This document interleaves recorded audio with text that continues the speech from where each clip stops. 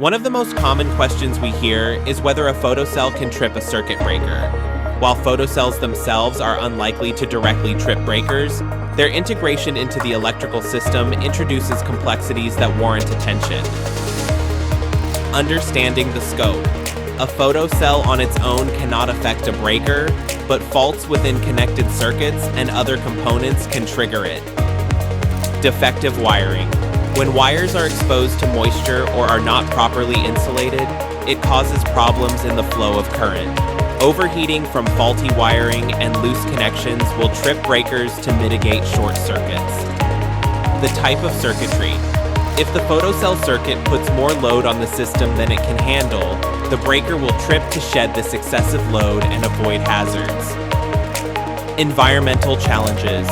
For outdoor sensors, extreme conditions like high temperatures, lightning, and moisture lead to abrupt circuit breaks to protect the system. Measures to avoid tripping. To ensure smooth functioning, use wiring with sealants and insulating covers.